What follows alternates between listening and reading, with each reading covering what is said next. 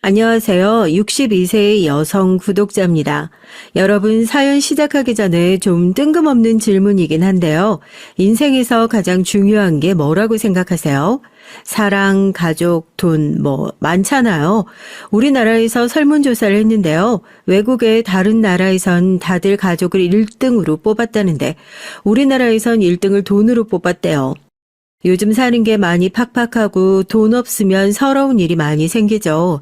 옛날에 왜 TV 광고 중에서 연예인이 나와서 부자 되세요 하던 그 TV 선전이 히트였던 적도 있었죠.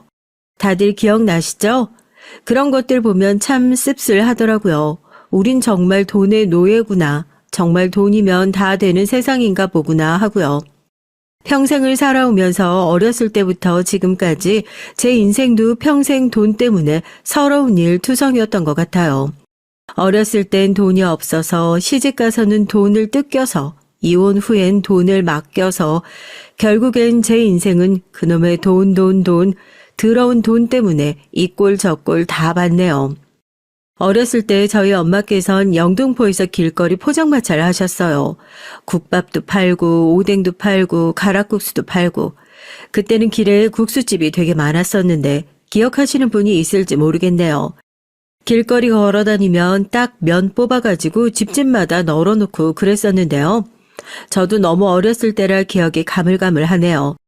소주도 잔으로 팔고 막걸리도 팔고 포장마차라고 해봤자 거창한 것도 아니고 리어카에다가 천 하나 대충 씌워서 사람 몇 명 들어오면 꽉 차는 그런 곳이었죠. 그래도 저녁만 되면 포장마차에 손님이 꽉 찼었어요. 포장마차를 하는데 벌이가 좋아봤자 얼마나 좋았겠어요. 그냥 엄마 2살 위에 오빠 그리고 저 그렇게 세 식구 근근히 먹고 살 수 있을 정도였죠. 엄마 나 문제집 좀 사게 돈 좀 주면 안 될까? 무슨 문제집을 또 산다고 그래. 아유 정말 지난번에도 문제집 산다고 돈 타간 지가 언젠데 그거 없으면 공부 못하는 거야? 애들한테 좀 빌려가지고 보면 안 돼? 엄마 나 오늘 애들이랑 영화 보러 가기로 했어. 지갑에서 돈 꺼내간다. 저희 집이 그랬어요. 대놓고 너 미워라 하진 않는데요. 없는 살림인데도 늘 오빠가 먼저 딸인 전 뒷전. 같은 자식인데 난 어디서 주워왔나 싶어서 서러웠던 게 하루 이틀이 아니었죠. 어렸을 때부터 그게 너무 자연스러우니까 저도 갖고 싶은 게 있으면 오빠 눈치 보면서 오빠한테 오빠 엄마한테 말 좀 해주라 하고 슬쩍 부탁을 하는 거예요. 그나마 다행인 게 저희 오빠가 또 그렇게 못된 사람은 아니었어가지고요. 제가 그렇게 엄마 앞에서 우물쭈물 말 못하고 있으면 엄마가 자기한테는 박하게 굴지 않는다는 걸 아니까 괜히 저렇게 핑계대고 지갑에서 돈 슬쩍 빼가지고 학교 가는 길에 기나마 너 일로 와봐라 하면서 주머니에 돈 슬쩍 넣어주고 가는 거죠.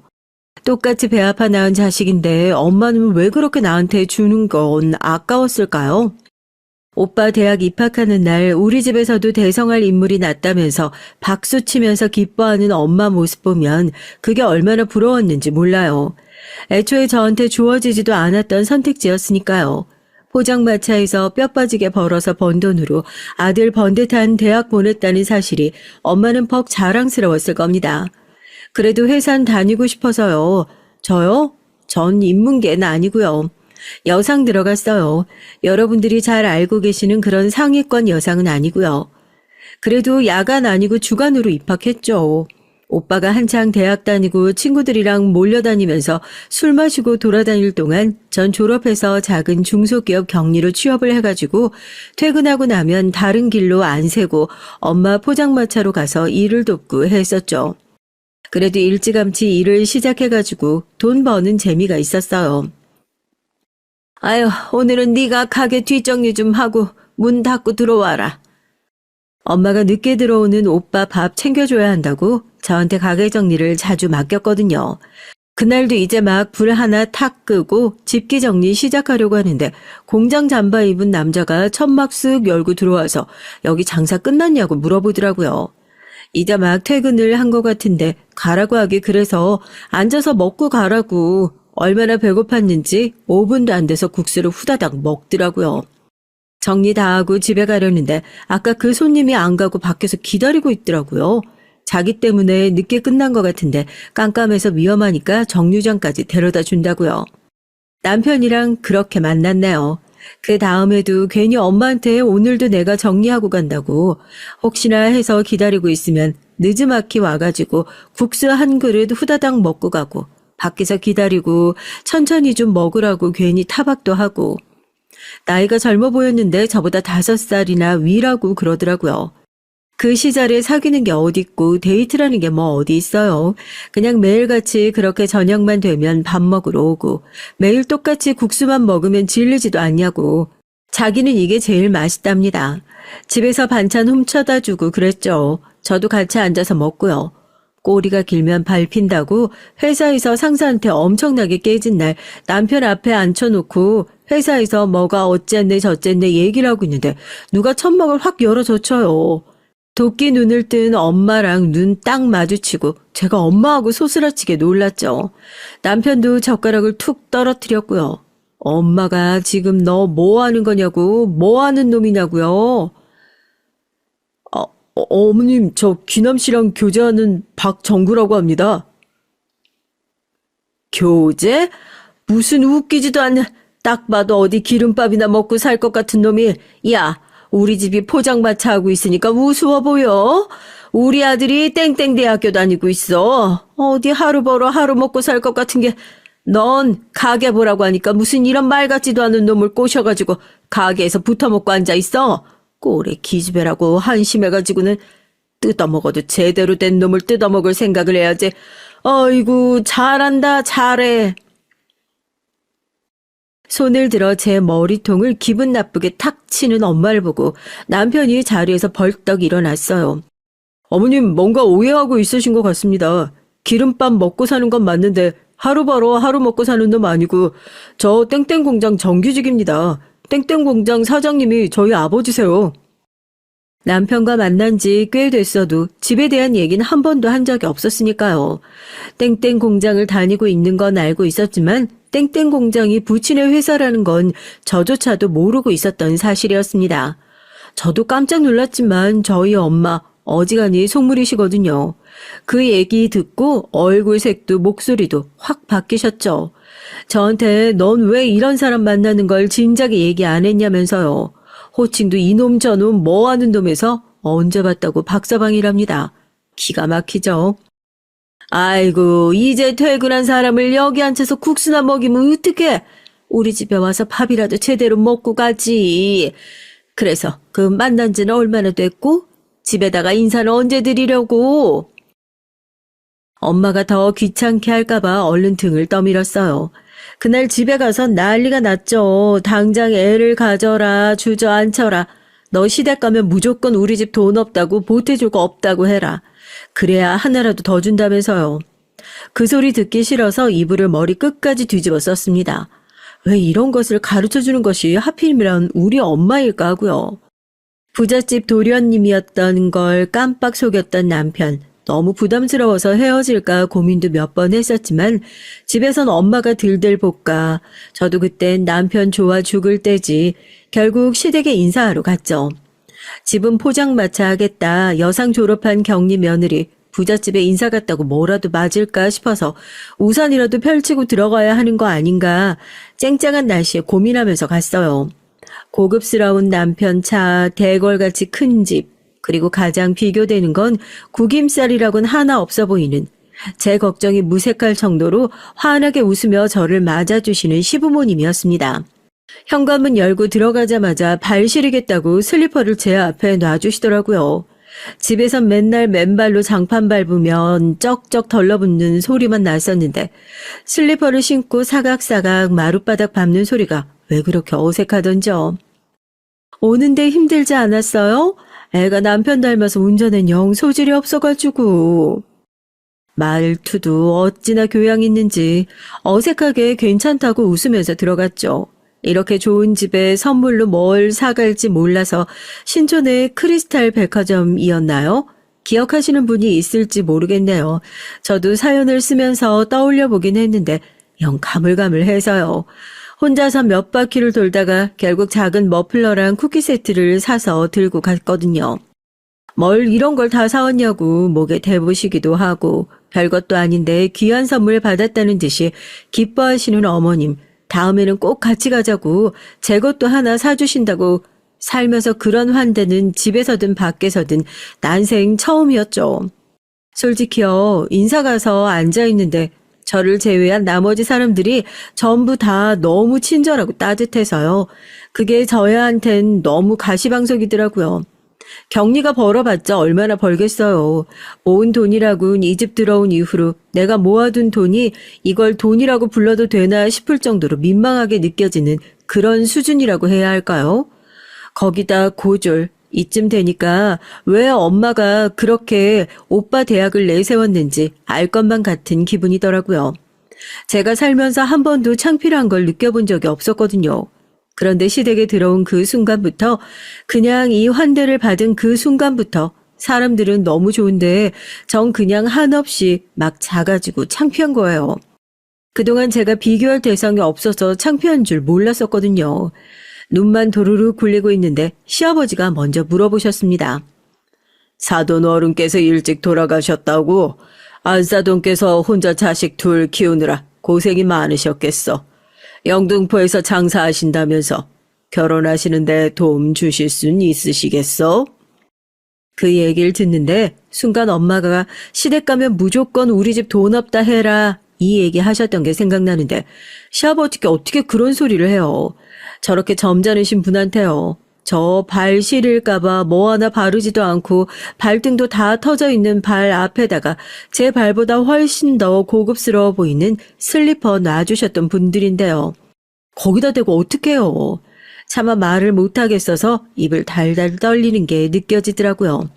아버님이 그런 저를 슬쩍 보시더니 괜찮다고, 우리 집이 결혼하는데 돈 달라고 할 집으로 보이냐고 그러시곤 더 이상 아무 말씀 안 하시더라고요.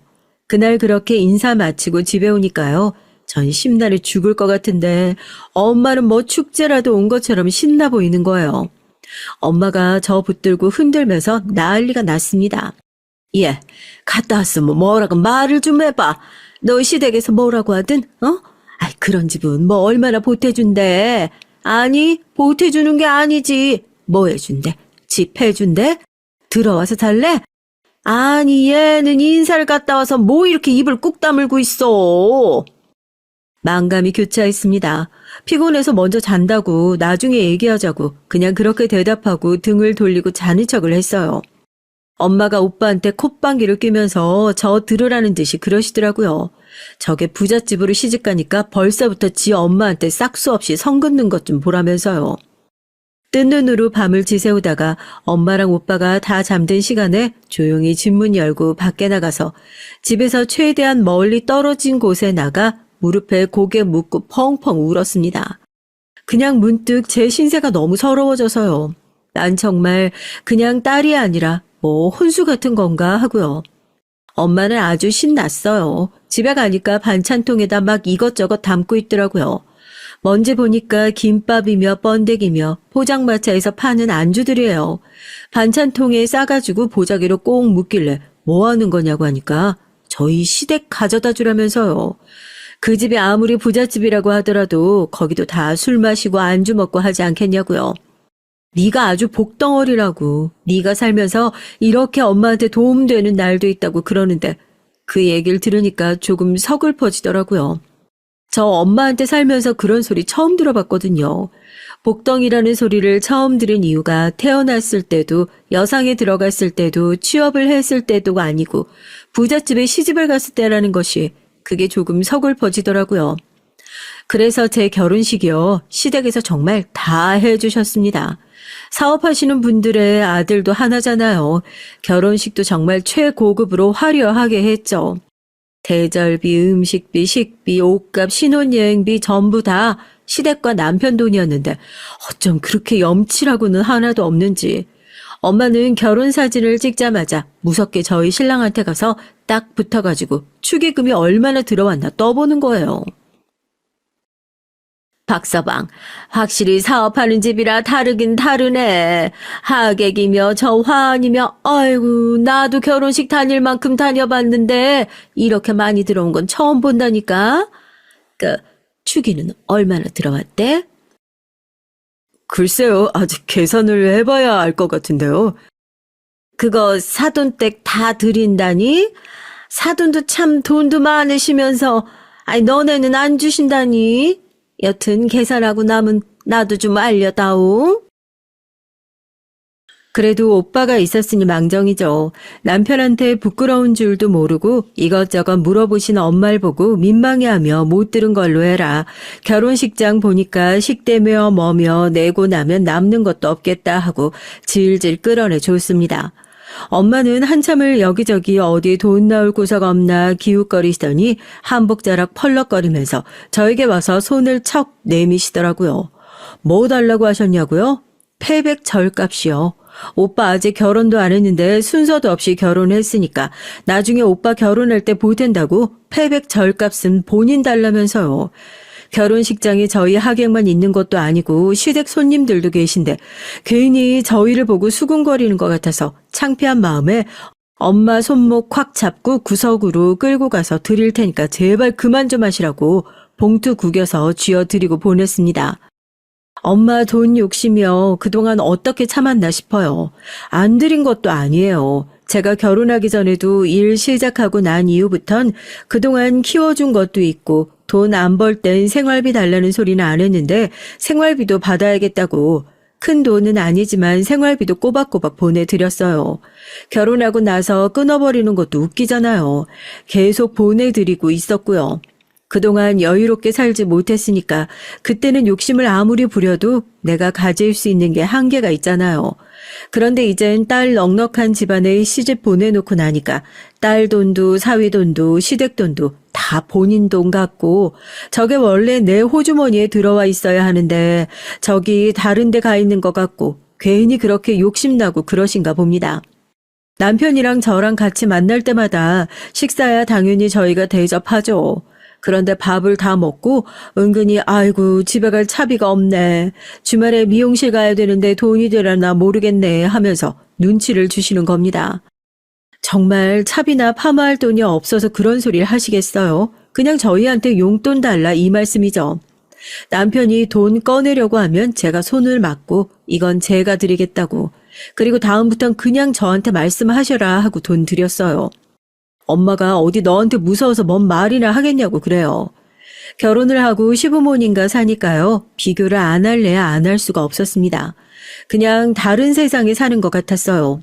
비교만 되면 다행이게요. 저한테도 가정이 생겼잖아요.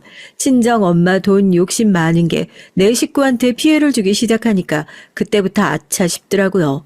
결혼하고 몇 년 후에 제가 아들을 낳게 됐어요. 남편 어렸을 때 사진이랑 쏙 빼닮은 아들을 보니까 얼마나 신기하던지요. 다들 그렇게 고생했다고 잘했다고 하는데 한달음에 달려온 저희 엄마 대뜸 뭐라고 하는 줄 아세요? 아침 저녁으로 출퇴근하면서 제 산후조리를 해주시겠답니다. 산모가 몸을 제대로 풀어야지 안 그러면 나중에 골병 들어요. 너 엄마 말 들어? 낳은 사람이 제일 잘한다고 박서방 내가 아침 저녁으로 왔다 갔다 하면서 산후조리는 책임지고 할 테니까 걱정 말게. 시댁 식구들이 있는데 무대뽀로 찾아온 저희 엄마. 시부모님도 애둘러서 매일같이 안 힘드시겠냐. 뭐 한 달이면 되지 않겠냐. 괜찮겠다. 남편도 저한테 괜찮겠냐고 그럽니다. 괜찮을 리가 없죠. 대체 무슨 꿍꿍이로 저러시는지 감도 안 오는데요. 엄마 힘드시니까 나 정말로 괜찮다 얘기를 하는데도 네가 뭘 몰라서 그런다. 하여튼 내일부터 올 테니까 그런 줄 알아라 하고 막무가내도 이런 막무가내가 따로 없었어요. 그날부터 산후조리를 한답시고 거의 한 달을 시댁에 들락날락하면서 내 집처럼 있었다니까요. 말이 좋아 산후조리지 제 침대에 누워서 코 골고 주무시고 냉장고 열어 음식 마음대로 꺼내 드시고 애는 그냥 제가 다 보고 집에 시부모님 안 계셔서 천만다행이다 싶을 정도였어요. 난리 피우신 거 치우느라고 오히려 산후조리는커녕 엄마 때문에 배로 더 피곤하고 힘들 지경이었죠. 남편이랑 시부모님 퇴근하실 시간 되면 청소해놔야 되니까 빨리 가시라고 등을 떠밀기 바빴습니다. 대체 왜 이 말도 안 되는 짓을 자처하시나 싶었는데 엄마가 놓고 간 짐 챙겨드리려고 따라갔다가 우연히 통화하는 소리 듣고 알았어요. 이게 다 그놈의 돈 때문에 한 짓이라는 것을요. 박서방, 나 오늘 11시에 출근했으니까 일당 10만 원만 받을게. 내가 10시부터 출근했다고 하면 8만 원 달라고 하려고 솔직하게 얘기하는 거야. 세상에 내가 이렇게 양심적이다. 아이고, 하여튼 귀남이 걔한텐 절대 말하지 마. 아주 또 지랄을 할 테니까. 엄마, 지금 뭐 하는 거야? 네, 갑자기 쳐들어와서 산후조리를 해준다는 이유로 제 남편한테 일당을 요구하고 있었던 겁니다. 깜짝이야 하고 전화를 탁 끊어버리시더니 아주 당당하게 그러시더군요. 그래, 내가 돈 좀 달라고 했다. 그냥 달라고 한 것도 아니고 너 돌봐주고 일당 달라고 한 건데 뭐가 어떠냐고요. 돌봐달라고 한 사람도 없고 돌봐주지도 않았는데 무슨 일당이요. 귀신이 씌어도 그렇게 돈독이 오를 수 없을 겁니다. 엄마, 내 엄마 맞아? 엄마가 내 인생에서 해준 게 뭐가 있다고. 엄마 나 결혼할 때 보태준 거 있어? 어렸을 때 오빠 말고 나한테 제대로 뭐 하나 해준 게 있어? 내가 그랬잖아. 차라리 나한테 그러라고. 달라고 할 거면 차라리 나한테 달라고 하라고. 왜 이 사람한테 그런 소리를 해가지고 날 이렇게 비참하게 만드냐고. 이 사람한테 왜 돈을 뜯어내냐고. 뭐? 뜯어내? 이게 지 엄마를 아주 깡패를 만드래. 야, 너 내가 키워준 건 생각도 안 해? 아, 어차피 이런 부잣집은 그 돈 나눠줘 봤자 스크래치 하나도 안 나. 너 아주 시집 가더니 사람 무시하는 게 부잣집 사모님 다 됐다, 어? 지 엄마한테 바락바락 대들기나 하고 내가 더럽고 치사해서 네 돈 받을 일 없으니까 아주 지 남편이라고 더럽게 싸고 도네. 획 돌아서 가버린 엄마의 뒷모습을 한참 동안 멍하니 바라보다가 집으로 돌아갔어요. 울고 있는 아들을 안아들고 저도 한참을 울었습니다. 제정신으로 못 살겠지 싶더라고요. 남편이 퇴근하고 돌아오기만을 기다렸죠. 집에 돌아온 남편이 다 들었냐고, 당신 신경 쓰이게 하고 싶지 않았다고, 얼마 되지도 않는 돈 그냥 드리고 나면 마음 편할 것 같아 그랬답니다. 이거 말고도 또 엄마한테 드린 돈 있냐 솔직하게 말해달라 하니까 한두 번이 아니더군요. 식당 차리고 싶다, 아들 뭐 해줘야 한다, 여행 가야 한다. 아무리 시댁한데 큰 돈이 아니라고 해도요. 염치도 없고 창피라는 것도 모르는 제 친정은 내가 여기 있는 한 이곳이 내 시댁인 이상 죽을 때까지 이렇게 남편한테 습관적으로 손 벌리면서 살겠구나 싶었죠. 눈물 뚝뚝 흘리면서 남편한테 무릎 꿇고 빌었습니다. 남편이 깜짝 놀라서 지금 뭐 하는 거냐고. 제가 그랬어요. 남편한테 제발 저랑 이혼 좀 해달라고요. 남편이 무슨 소리냐고, 무슨 이혼이냐고 그래요. 여보, 나나 우리 엄마 둘 중에 하나 죽지 않는 이상 이거 절대 안 바뀔 거야. 내가 죽을 것 같아서 그래. 당신이 우리 엄마한테 돈 안 준다고 해도 시댁 찾아와서 시부모님한테 깽판칠 사람이야. 내가 알아. 나 최소한 시부모님껜 피해 안 드리고 싶고 제발 나 좀 도와줘 여보. 제발 나랑 이혼 좀 해줘. 남편도 얼마나 기가 막혀요. 결혼한 지 이제 5년 됐는데 엄마의 횡포에 제정신은 피폐해질 대로 피폐해진 상태였습니다. 남편이랑 둘이 끌어안고 펑펑 울었죠.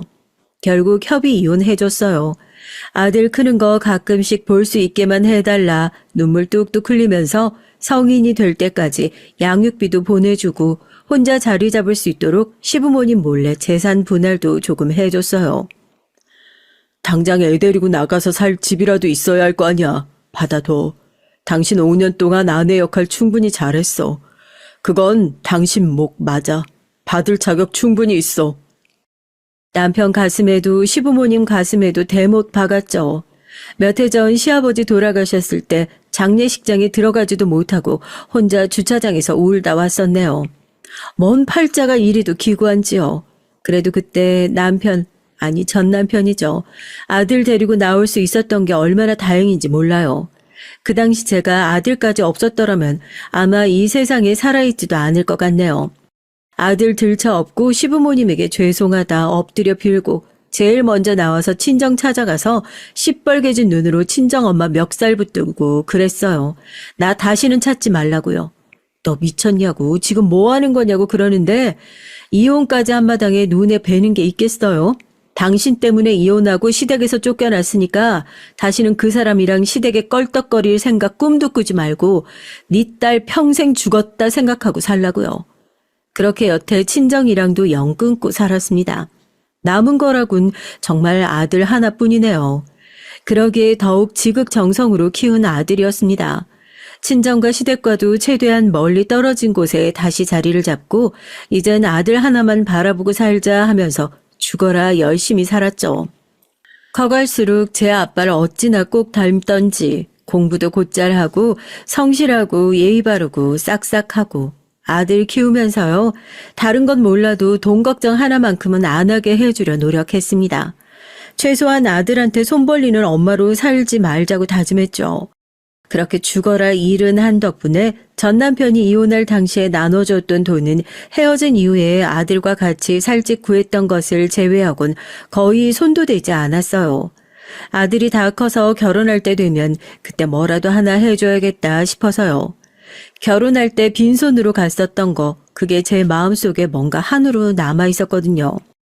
세월이 약이라고 아들이 훌쩍 커버리는 모습을 보면서 영영 낫지 않을 것만 같았던 제 마음도 조금씩 나아가고 있는 것을 느꼈습니다.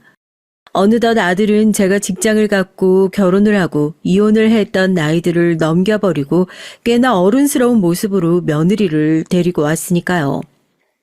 아들이 제 이혼을 이해할 수 있는 나이가 되고 아버지의 존재에 대해 궁금해할 때쯤 전 남편과 만난 적도 있었기에 결혼식에 참석할 수는 없었지만 청첩장을 보내주어 소식을 전해주기도 했고요. 언제 이렇게 다 컸냐 뿌듯하더라고요. 아들 결혼식을 무사히 마치고 제 결혼 땐 하지 못했었던 모든 지원을 아낌없이 해주고 행복하게 웃는 두 사람을 보면서 내 인생의 꽃은 조금 나중에 피는구나. 그래도 늦게나마 이렇게 볕들 날이 오는구나 했어요.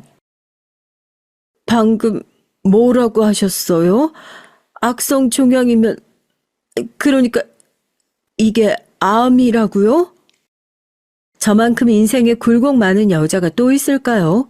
이쯤 힘들었으면 다 힘들었다고 생각했는데 그동안 고생했던 것들이 똘똘 뭉쳐 암덩어리가 된 건지 아니면 사는 동안 제가 너무 많은 사람들의 가슴에 못질을 한 것을 그대로 돌려받은 건지 아들 결혼시킨 지 얼마 되지 않아 받은 건강검진에서 암 진단을 받게 됐습니다.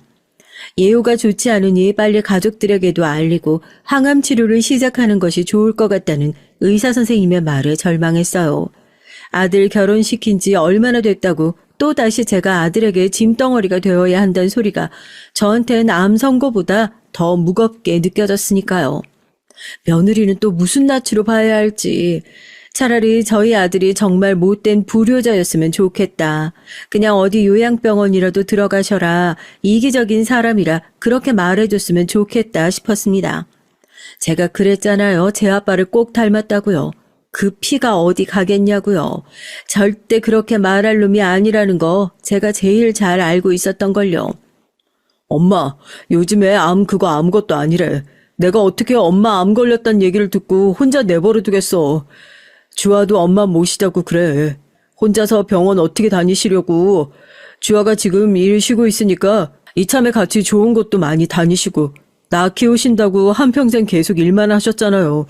이참에 은퇴하고 쉬신다 생각하고 우리 같이 힘내자. 가족이잖아. 아들과 며느린 암 진단 소식에 대본에 저를 모시겠다 얘기를 했습니다. 결혼한 지 1년이 넘어가는 시기, 이제 신혼인데 홀어머니와 단둘이 지내야 하는 며느리에게 미안해서 면목이 없더라고요. 하지만 아들 말대로 혼자서 병원에 왔다 갔다 하면서 항암 치료를 받는 것도 쉽지만은 않은 일이었어요. 지금은 아들 내외의 도움을 받는 것이 최선이었습니다. 어차피 때 되면 주려고 했던 거 조금 일찍 주자 싶어서 그간 일을 하며 모아놨던 것들, 전 남편에게 받았던 것들 모두 아들 이름 앞으로 돌려줬고요. 아들은 이 큰 돈을 어떻게 받냐, 다 주면 엄마는 뭐 쓰냐 그러더라고요.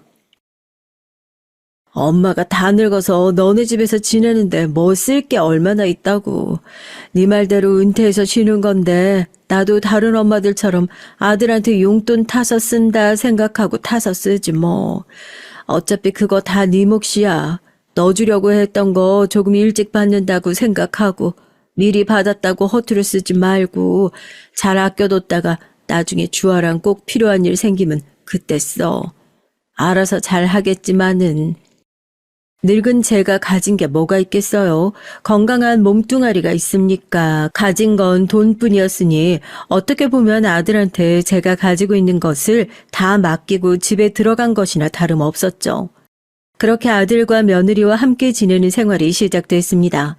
신혼집에 얹혀 사는 데다 아들이 출근하고 나면 거의 하루 종일 며느리와 둘만 있어야 하니까 며느리 입장에선 아픈 시어머니를 모신다는 생각이 들 수 있으니 얼마나 불편하겠어요. 저도 시댁에서 지내봐서 알지만 아무리 시어머니가 소파에 소리 안 내고 가만히 앉아 있는다고 해도 원래 시어머니라는 존재는 한 공간에 같이 있는 것만으로도 불편한 거 아니겠어요? 그걸 아니까 저도 되도록 자리를 피해주려고 노력했었죠. 병원 가는 날 빼면 너무 하루 종일 집에만 있으니까 병원에서 그러더라고. 너무 가만히 있으면 안 좋다고. 그래서 나가서 운동을 배워보든지 아니면 뭐 요즘 보니까 이것저것 배우는 수업 같은 게 많이 나오던데 나도 나가서 그런 건 좀 배워볼까 하고 알아보고 있는데. 그래요? 뭐 좀 알아본 거 있어요? 안 그래도 여기 앞에 운동 1대1로 코칭해 주는 데 있던데. 지금 뭐 세일한다고 3개월 결제하면 130만 원에 해준다고 하더라. 집에 있는 것보다 나가서 운동도 하고 몸도 움직이면 좋죠. 나가서 한번 상담 좀 받아봐요. 엄마, 내 카톡으로 계좌번호 하나 보내놔요. 사진 찍어서 보내주면 내가 그쪽으로 돈 송금해 줄게. 어머님, 혹시 여기 주민센터도 가보셨어요? 저 아는 분이 얼마 전에 주민센터 수업 듣고 오셨는데 거기도 괜찮다고 하더라고요. 어르신들이 많이 듣는다고 그러시던데 수업이 무료긴 한데 무료라고 질이 떨어지는 게 아니고 수업들이 생각보다 괜찮대요. 은퇴 전후 나이대 분들이 꽤 있으셔서 또래 친구분들도 많으시니까 오히려 그쪽도 괜찮지 않으실까 하고. 그래서 생각한 건 나가서 수업 같은 걸 들으면 좀 좋지 않을까 싶어서 저녁을 먹으면서 아들에게 그 얘기를 꺼냈거든요. 아들도 좋은 생각이라고 뭐 마음에 드는 수업이 있으면 자기한테 사진 찍어서 보내라. 그러면 자기가 수업료를 송금해 주겠다. 흔쾌히 얘기를 하고 있는데 갑자기 며느리가 얘기를 툭 끊더니 주민센터 얘기를 꺼내는 겁니다. 아들네 집에서 주민센터까지 가려면 걸어서 40분은 좋게 가야 하거든요. 며느리가 면허도 없고 저도 운전이 힘들고 택시나 버스를 타고 왔다 갔다 하기도 힘든데 꽤나 먼 거리라 힘들지 않을까. 그래도 생각해주는 마음이 참 고맙다고 처음엔 그렇게 생각했었는데 얘기를 듣다 보니까 며느리의 의도가 조금씩 의심스러워지기 시작했습니다. 단순히 친구들이 많아서가 아니라 돈 때문인 것 같다는 생각이 들더라고요. 괜히 비싼 돈 들여서 수업을 듣지 말고 무료로 듣는 게 어떠냐 하는 그런 느낌이요. 처음엔 오해라고 생각했죠. 아가, 오늘 바쁘니? 오후에 시간 괜찮으면 나가서 마사지라도 받고 오자꾸나. 나 때문에 살림도 늘어서 많이 힘들 텐데 회원권 끊어둔 게 있어서 같이 받고 오면 어떨까 해서. 회원권이요? 어머님이 무슨 돈이 있으셔서요? 아들과 함께 있을 땐 모르겠지만 아들이 출근하고 나면 돈과 관련된 얘기가 나올 때마다 며느리의 말투가 묘하게 신경질적으로 변하는 것이 표가 나게 느껴지는 것 같았어요. 아무래도 뭔가 오해가 있나 싶어서 내 돈으로 끊었지 누구 돈으로 끊었겠냐 하니까 얘기를 해도 의심의 눈초리를 거두지 않더라고요. 거기다 대고 내가 우리 아들한테 내 재산 다 보내놨다. 이 상황에서 그런 말을 하는 것도 이상하고 영 찝찝하기도 하고 아무리 봐도 돈 때문에 어딘가 슬슬 신경질이 나고 있는 것 같은데 그 화살이 나에게 돌아가고 있는 것 같더라고요.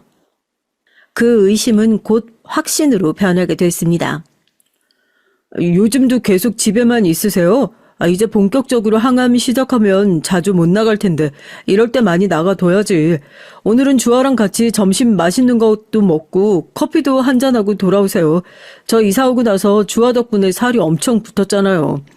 이쪽에 맛집 꽉 쥐고 있다니까요. 오늘 엄마 안내 좀 잘 부탁드릴게. 대신 엄마가 맛있는 거 많이 쏠 테니까. 걱정하지 마. 어머님, 점심 요 앞에 샤브샤브 맛있게 하는 데 있거든요. 엄마 용돈 괜찮으시겠어요? 지난번에 보내드리고 꽤 지난 것 같은데. 모자라시면 조금 더 보내드릴게요. 출근길에 오늘은 나가서 꼭 며느리랑 점심을 먹고 돌아오라고 하더라고요.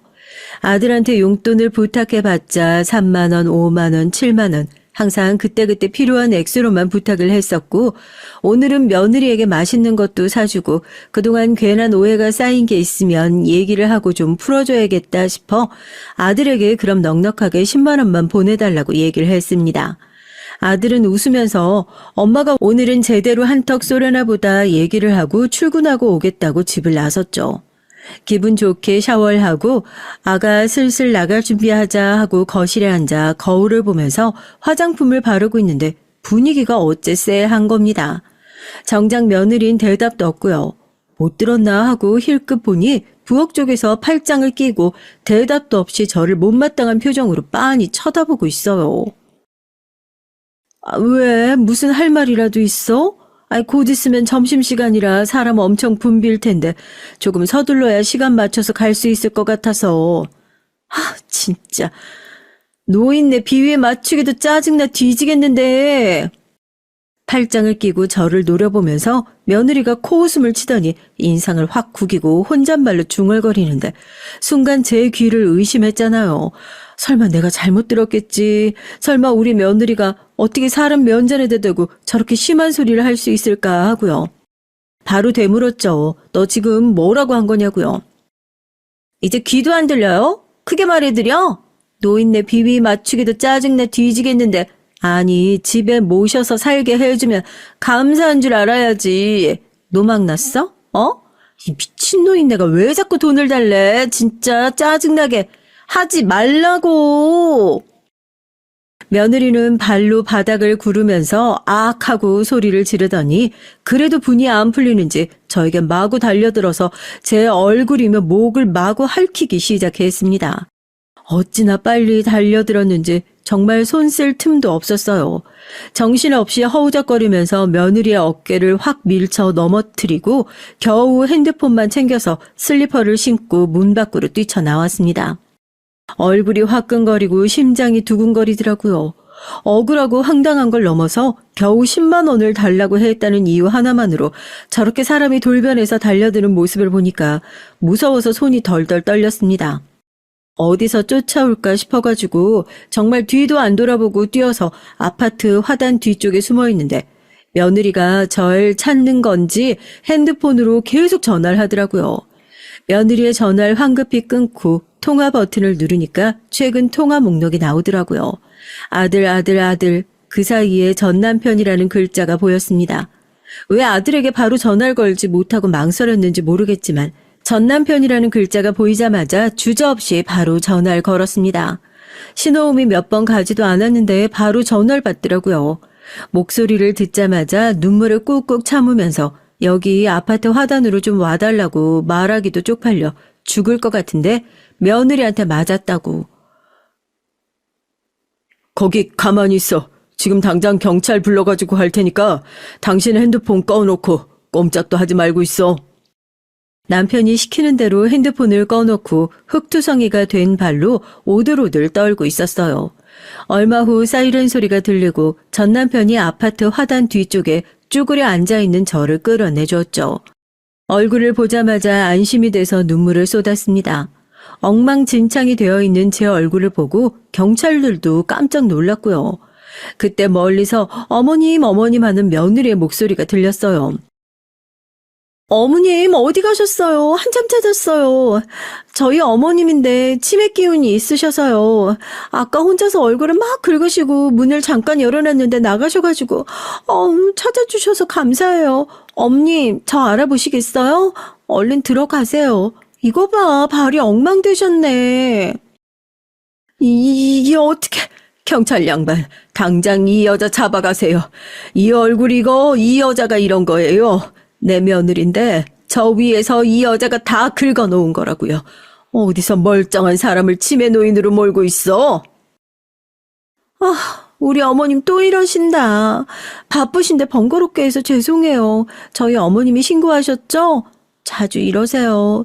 맨날 제가 때렸다고 그러시는데 아니에요.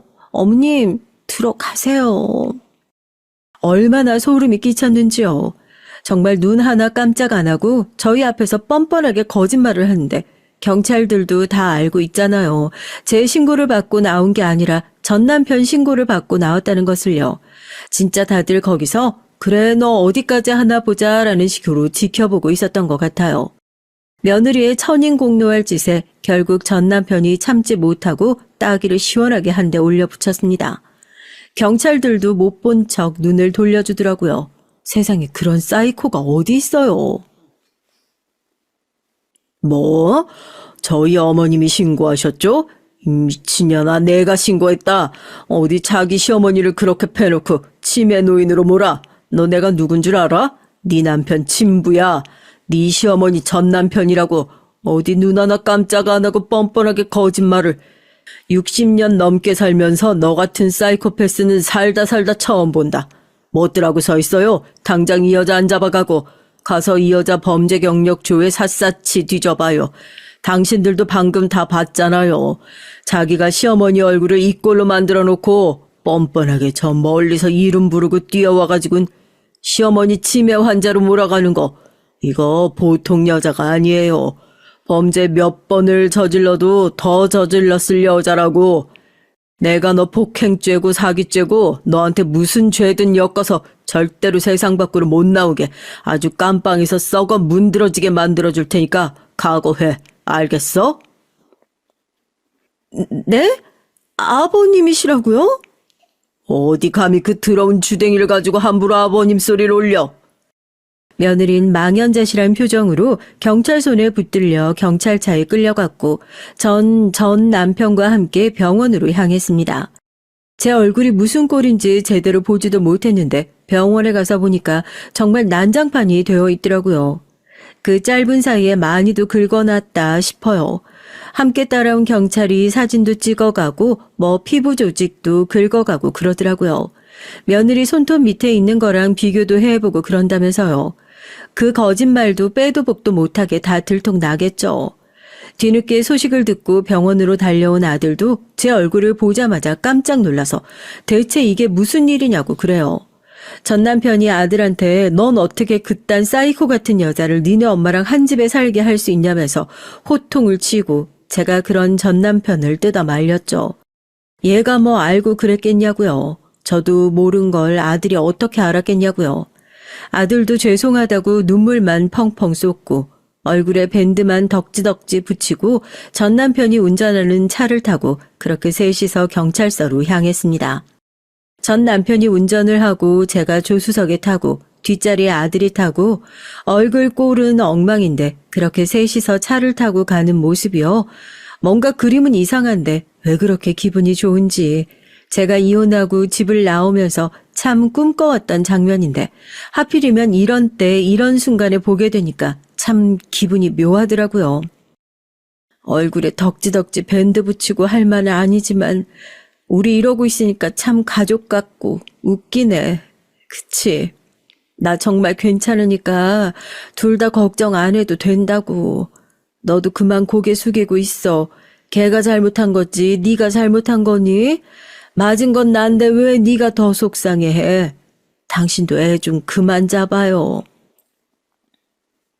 당신은 그 와중에 그런 소리가 나오냐면서 전 남편이 제 얼굴을 보면서 한숨을 푹푹 쉬고 그렇게 저희 셋은 경찰서에 도착했습니다. 아들은 차에서 거의 용수철처럼 튕겨나와서 유리문을 부술 듯이 열었고 며느리를 보자마자 멱살을 틀어쥐어 경찰서 안에 있는 온 경찰들이 나와서 저희 아들 뜯어 말려야만 했어요. 너 미쳤어? 우리 엄마한테 네가 감히 그딴 짓을 해? 왜 그랬어? 대체 왜 그랬냐고. 입이 있으면 말을 해봐. 우리 엄마가 대체 뭘 잘못했는데? 짜증나서 그랬다. 왜? 암 걸린 노인네 모시는 것도 짜증나는데 내 돈 쓰는 것 같아서 짜증나서 그랬어. 왜? 그게 왜 네 돈이야? 그거 우리 엄마 돈이야. 우리 엄마가 네가 모신다고 했다고 고맙다고 엄마 재산 전부 다 우리한테 주시고 나한테 돈 타 쓰고 계셨던 거라고 이 등신 같은 년아. 뭐? 전 재산을 다 주셨다고? 야, 그걸 왜 지금 얘기해? 작은 돈만 보고 욕심에 눈이 멀었던 거죠. 경찰서에 있던 사람들 며느리를 보고 다들 기가 막혀서 혀를 끌끌 찼습니다. 어떻게 저런 말도 안 되는 걸 며느리로 들였는지 저도 제 자신이 한심하게 느껴지더라고요. 왜 저런 악독한 인간을 못 알아봤을까 싶고요. 며느리는 자기 자신이 얼마나 바보 같은 짓을 했는지 자기가 눈앞에 작은 이득을 쫓다가 그 좋아하는 돈 얼마나 크게 날려 먹었는지 머릿속으로 셈을 해보다가 화가 폭발한 모양입니다. 소리를 지르고 자기가 앉아있던 의자를 경찰서 책상으로 집어던지고 난동을 피우다가 경찰관들에게 제압당하고 아주 난리도 아니었어요. 아이고 저런 한심한 것. 깜빵 들어가서 너 좋아하는 돈 실컷 벌 수 있을 거다. 들어가면 너처럼 한심한 인간들 천지니까 거기서도 그렇게 난동 피우고 쌈박질 할 수 있는지 보자. 며느린 분하다는 듯이 소리를 질렀다가 울었다가 잘못했다고 빌었다가 미친 사람이 따로 없었어요. 하도 난리를 치는 바람에 결국 경찰들한테 질질 끌려 유치장으로 수감됐고 저희 세 사람은 나란히 앉아서 참고인 조사를 받고 경찰서에서 나올 수 있었죠. 폭행죄가 빼도 박도 못하게 인정될 예정이라서 처벌을 피하긴 어려울 겁니다. 제 아들이 걱정이죠. 혼인신고까지 한 마당에 자기 마누라였던 여자가 자기 어머니를 이 꼴로 만들어놨으니 그 속이 얼마나 시끄럽고 심란할 겁니까? 그래도 이 난리통 속에 굳이 얻은 걸 하나 꼽아보자면 그날 이후로 저희 세 사람이 꽤나 가까워졌어요. 전 남편도 며느리의 처벌을 위해서 변호사며 뭐며 적극적으로 알아봐주고 있고 제 항암 치료도 그렇고 얼굴에 흉터 치료 받으러 병원을 다니는 것도 세 사람이서 함께 다니고 있고요. 병원에 갔다 오는 날은 꼭 셋이서 같이 밥도 먹고 있습니다. 이혼한 전 남편과 아들과 나란히 다니며 뭔가를 한다는 것이 남들이 볼 땐 굉장히 이상하고 웃기는 조합으로 보이겠지만 저희 사이엔 사람들에게 설명할 수 없는 무언가 끈끈한 유대감이 생긴 것 같아요. 전 남편을 보고 저기 소리만 했던 아들도 언제부턴가 자연스럽게 아버지 소리 하는 걸 보니까요. 처음 며느리에게 이 꼴을 당했던 땐 그런 생각이 들었어요. 아, 내 인생 여기서 더 나빠질 수 있을까? 나만큼 박복한 인생을 가진 사람이 또 있을까 하고요. 그런데 이젠 그런 생각이 들어요. 아, 내 인생이 여기서 더 나빠질 수가 없다. 젊었을 땐 친정과 그 난리통을 겪었지. 남편과는 이혼했지. 암 판정 받았지. 며느리한테 두들겨 맞기까지. 더 나빠질 곳이 없으니 이젠 좋아질 일만 남지 않았을까 하고요. 골짜기가 깊을수록 산세가 높은 법이란 말이 떠오릅니다. 전 남편과 나란히 앉아 밥을 먹고 있는 전 남편과 똑 닮은 얼굴의 아들을 보면서 그런 생각을 해요. 이것이 바로 진정한 전화위복이 아닐까 하고요. 제 몸속에 스멀스멀 자라고 있는 암세포가 쪼그라들 때쯤이면 제 인생에 퍼져 있을 불행도 더 이상 알아볼 수 없는 작은 크기로 줄어들기를 간절하게 바라봅니다. 이제 정말 더 나빠질 곳이 없지 않겠어요? 엄마 아빠가 이혼 한번 해본 경력직이니 아들 이혼시키는 것도 더 잘하지 않겠냐고 우스갯소리로 아들을 위로하는 웃기는 사람들입니다. 웃을 일 없지만 이렇게 억지로 웃을 일 만들면서 살고 있어요. 이젠 진짜로 제 인생에 억지 웃음 말고 진짜 웃음 가득한 날들만 가득하길 빌어주시면 감사하겠습니다. 안녕하세요. 저는 작년에 이혼을 하고 5살 된 딸아이를 혼자 키우고 있는 워킹맘입니다.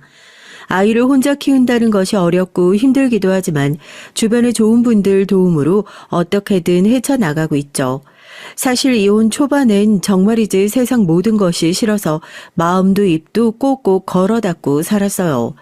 요즘 이혼이 무슨 흠이 되는 세상도 아닌데 뭐 그렇게 유난이냐고 하시는 분들도 있으시겠죠. 실제로 그런 말을 듣기도 했고요. 하지만 전 너무나도 충격을 받아 쉽게 떨쳐내기 힘들었답니다. 한동안 정신과 치료를 받을 정도로 말이죠. 선이니 소개팅이니 질색하던 전 가장 친한 친구의 작전에 홀라당 넘어가서 전 남편과 선을 보게 됐어요. 전 남편은 사립고등학교 서무과에서 일하는 사람으로 첫인상은 딱히 기억에 남는 것이 없습니다. 그런데 전 남편도 저와 다를 바 없더군요. 우린 서로 마음에 들지 않았다는 것을 합의 보고 깔끔하게 헤어질 작정이었어요. 그런데 식사를 하면서 서로 취미나 관심사 등 비슷한 점이 많다는 걸 알게 됐죠. 헤어질 때쯤 저희는 도자기 전시회에 가기로 약속까지 했었답니다. 그렇게 2번, 3번 데이트를 이어가면서 전 남편이 갑자기 저와 좋은 친구로 파트너로 살 수 있을 것 같다고 하더군요. 프로포즈였어요. 저 역시도 이 남자와 결혼 생활이 심심하진 않겠다 싶어 허락했답니다. 무슨 이런 결혼이 다 있냐고 하시겠지만 지금 생각하면 한심한 선택이었다고 생각해요. 하지만 그땐 그 이유만으로도 충분하다고 생각했었답니다. 전 남편에겐 위로 결혼한 지 1년도 되지 않은 누나와 아래로 나이 차이 많이 나는 남동생이 있었는데 시누이가 참 유별나더라고요. 예물은 물론 웨딩드레스를 고르는 날마저도 시누이가 와서 저보다 몇 배나 꼼꼼하게 챙겨줬으니까요. 어찌나 적극적인지 한 번은 예물을 보러 갔다가 창피를 당한 적도 있었어요. 올케는 뭔가 포인트가 있는 것으로 하는 게 좋을 것 같다. 이목구비가 화려한 편은 아니니까. 형님, 이거 심플한 게 괜찮지 않아요? 올케, 어떻게 골라도 그런 것만 골라? 결혼할 때 하는 반지인데 이런 건 평소에도 살 수 있잖아. 전 심플한 것으로 평소에도 하고 다니기 쉬운 것으로 하고 싶었는데 시누인 무슨 소리냐며 온갖 보석을 다 보여달라고 하더니 이것저것 저에게 권하더라고요. 그 모습을 보고 있는 전 남편은 웃기만 하고요. 제가 조용히 평소에도 할 수 있는 것으로 고르자고 말했지만 전 남편은 누나가 골라주는 것으로 하자고 했습니다. 어이가 없었지만 두 사람 모해가 그만큼 좋은가 보다 했어요. 그런데 어느 순간부터 시누이가 제게 보여주는 것보단 자기가 직접 해보는 것이 점점 많아지더라고요. 아니, 저희 부부의 예물을 하러 온 자리에서 저게 무슨 짓인가 싶었죠. 그때였습니다. 저희를 담당하던 점원이 잠깐 자리를 비운 사이 다른 점원이 시누이에게 영업용 미소를 지으면서 말을 하더라고요. 신부님, 손이 예쁘셔서 뭐든 잘 어울리시겠지만 특별히 지금 하고 계시는 것이 딱히 주인을 잘 찾은 것 같네요. 네? 아, 지금 무슨 말씀을. 전 이미 결혼했고요. 여기, 신부는 여기 이쪽이거든요. 어머, 죄송합니다. 계속 반지를 껴보시기에 신부님인 줄 알고요. 정말 죄송해요. 점원은 새빨갛게 변한 얼굴로 연신 죄송하다고 사과를 했어요. 하지만 시누이인 그런 점원보다 더 얼굴을 붉히며 다른 곳으로 가자고 제 팔을 당기더군요. 못된 심보를 가졌다고 하셔도 할 말은 없지만 저는 내심 고소했습니다. 그래서 이때다 싶어서 시누이에게 대충 다 골랐다고 하면서 제가 점 찍어둔 것으로 재빠르게 주문을 했죠. 시누이인 씩씩거리는 분을 참지 못하고 먼저 밖으로 나가더라고요. 전 남편은 제 눈치를 잠시 보는가 싶더니만 슬그머니 따라 나갔고요. 당시 전 제가 달래주는 것보다 낫겠지 싶어 전 남편의 행동을 모른 척 했어요. 주문을 하고 나가니까 시누이는 잔뜩 골이 난 얼굴로 전 남편에게 뭐라고 퍼붓고 있었고 전 남편은 고개를 끄덕이며 다정스럽게 시누이의 등을 토닥이고 있었습니다. 얼핏 보면 연인처럼 다정해 보이는 모습에 이렇게 남매가 애틋하기 힘들 텐데 정말 특이하다 그런 생각을 했죠. 저도 남동생이 있는데 저희랑은 달라도 너무 달랐거든요. 제가 가까이 다가가자 시누이는 냉큼 제 팔에 팔짱을 끼고는 한마디 했습니다. 올케, 다른 곳 가자니까 결국 여기서 한 거야? 다 선택한 거나 다름없는데요. 뭐하러 시간 낭비해요. 형님 덕분에 좋은 것들 많이 봤네요. 아니, 난 올케가 귀찮아하는 것 같아서 좀 도와주고 있었을 뿐인데 저먼 미친 거 아니야? 정말 어이가 없네. 올케는 속도 좋다. 어떻게 저렇게 말하는 곳에서 예물을 해? 말 실수야. 누구나 할 수 있고 점원이 사과도 했는데 그냥 넘어가면 되죠 뭐. 신우이는 자신이 상처받은 것이 보이지도 않느냐며 물었지만 전 좋은 날 너그럽게 넘어가자고 말했습니다. 신우인 제가 자신의 편을 들지 않았다는 것이 짜증이라도 난 모양인지 전 남편에게 뭐라고 더 하소연을 했지만 전 남편도 제가 이미 성금을 지불했다는 말에 난처하다는 얼굴을 하더니 신우이를 달래더라고요. 정말 이제 지금 생각하면 그 꼴값을 떨고 있었는데 바보같이 눈치도 못 챘다는 것이 너무나 후회스럽네요. 신우이의 만행의 절정은 신혼여행이었습니다. 신혼여행지를 어디로 할 것인지에 대해 전 남편과 의논을 하는데 신우이가 북유럽을 적극적으로 권하더라고요. 흔히들 가는 바다보다는 북유럽을 돌아보는 것이 좀 더 기억에 남지 않겠느냐고요. 저도 나쁜 선택은 아니라고 생각했어요. 하지만 제가 하나 놓치고 있는 것이 있었죠. 당시 신우인 결혼을 하기는 했지만 시아주버니께서 해외 발령으로 나가서 혼자 지내고 있었거든요. 그런데 신우이가 저희를 따라서 시아주버니를 만나러 간다는 것이 아니겠어요? 형님도 함께 가신다고요? 신혼여행을요? 함께 간다는 게 아니라 나도 남편 보러 가는 거지. 올케도 알다시피 우리 그이가 노르웨이에 있잖아. 도중에 노르웨이로 빠질 거야. 그럼 노르웨이까지 같이 가신다고요? 아니 경유지까진 그렇다고 해도 노르웨이로 바로 가시는 게 아니란 말씀이세요? 일이 좀 그렇게 됐어.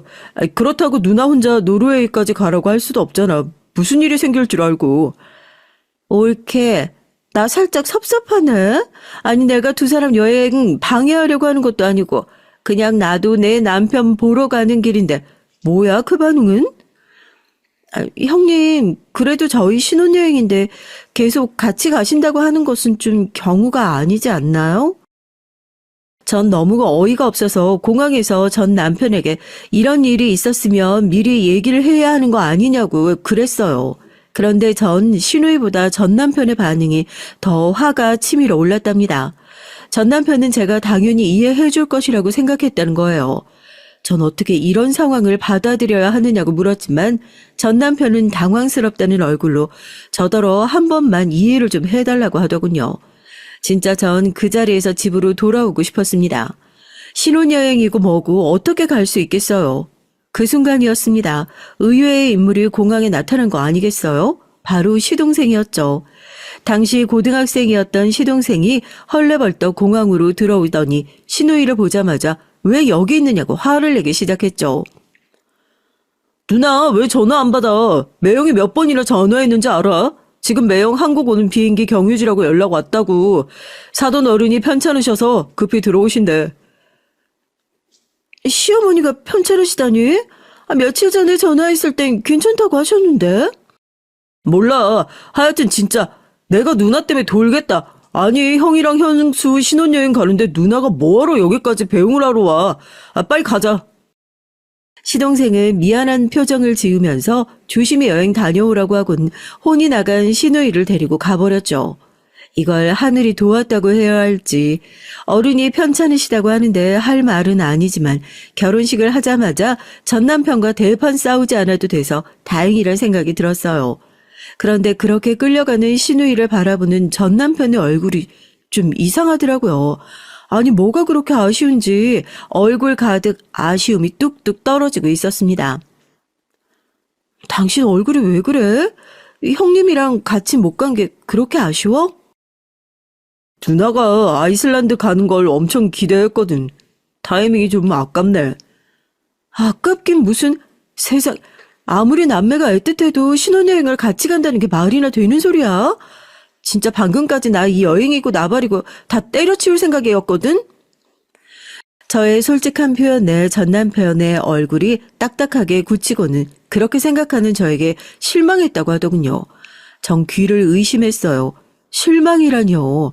실망을 하려면 제가 해야 하는 것 아닙니까? 아니, 이 사연을 듣고 계신 분들은 어떻게 생각하세요? 제가 이해심이 부족한 그런 상황인가요? 아니잖아요. 그렇게 전 남편과 신혼여행을 냉랭한 분위기 속에서 시작했어요.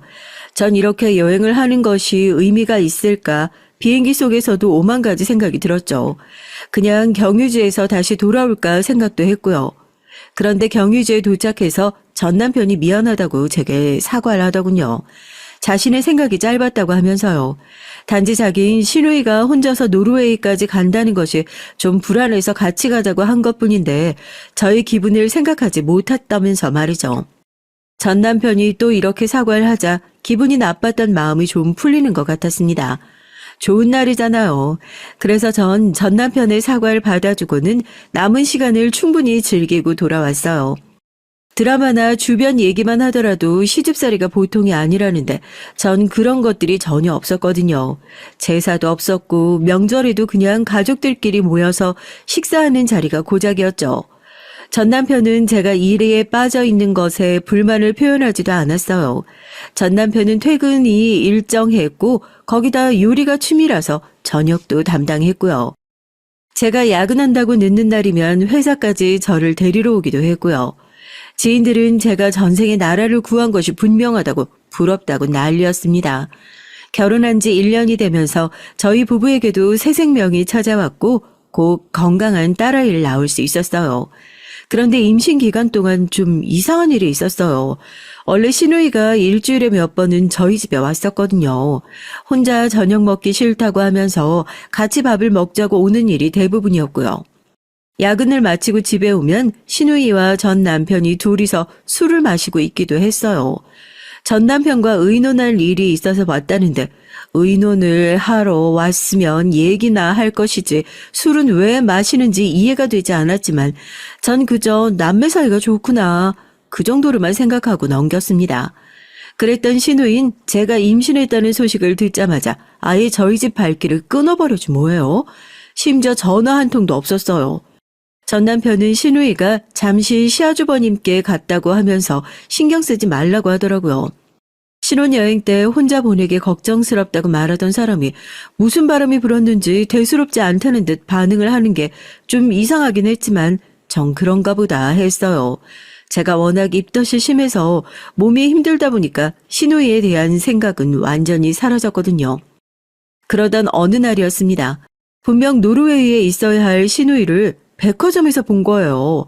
8개월쯤이었어요.